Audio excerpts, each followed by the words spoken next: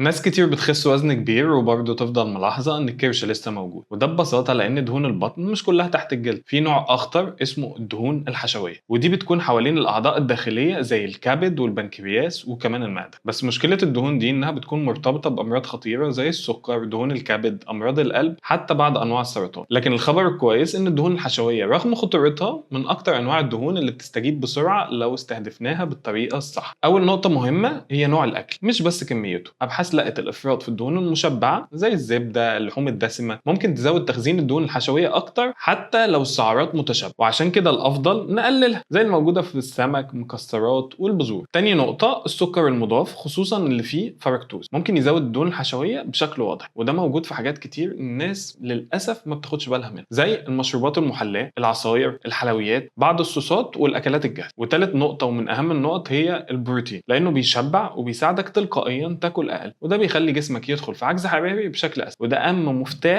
اهم مفتاح لحرق الدهون الحشويه. كمان عندنا حاجات مفيده جدا وتاثيرها عليه ابحاث زي الخضار والفاكهه الملونه، كمان الشاي الاخضر اللي فيه كاتيكنز ممكن يساعد الجسم في التعامل مع الدهون بشكل افضل. لكن عشان اكون واضح معاك، لا الشاي الاخضر ولا البروتين ولا الدهون لوحدها هتشتغل لو انت لسه بتاكل فوق احتياجك كل يوم، وعشان كده اهم خطوه فعليه هي انك تدخل في عجز حراري بسيط، لان اول لما ده بيحصل الجسم غالبا بيبدا يسحب من الدهون الحشويه بشكل اسرع. لكن في النهايه لازم اوضح ان اي نظام يوصلك لعجز حراري هيقلل الدهون، بس اختيار الاكل والمشروبات الصح هيساعدك توصل اكتر. طيب نيجي للتمرين، وده جزء مهم جدا. في ميتا اناليسيز شملت 117 دراسه لقوا ان الدايت والرياضه الاثنين بيقللوا الدهون الحشويه، لكن الدايت كان اقوى في نزول الوزن عموما والرياضه كانت اقوى في تقليل الدهون الحشويه نفسها. ودراسه تانية مهمه جدا لقت ان الناس لما عملوا جلستين عجله في الاسبوع، كل جلسه 45 دقيقه لمده شهرين، كانت النتيجه خيال. يعني لقوا الدهون الحشويه انخفضت بنسبه 48%، حساسيه الانسولين 41%، والدهون تحت الجلد 18%. والاهم ان التغير ده حصل حتى مع عدم وجود فرق كبير واضح على الميزان، وده يثبت ان الميزان مش دايما افضل طريقه تقيس بيها تقدمك. طيب هنيجي لسؤال مهم، وهو ايه افضل نوع تمرين؟ ميتا اناليسيس اتعملت على 84 تجربه عشوائيه، لقوا ان افضل انواع التمرين لتقليل الدهون دي هي التمارين الهوائيه عاليه الشده او الهيت. اما تمارين المقاومه عموما فهي مفيده جدا خصوصا للحفاظ على العضلات، لكن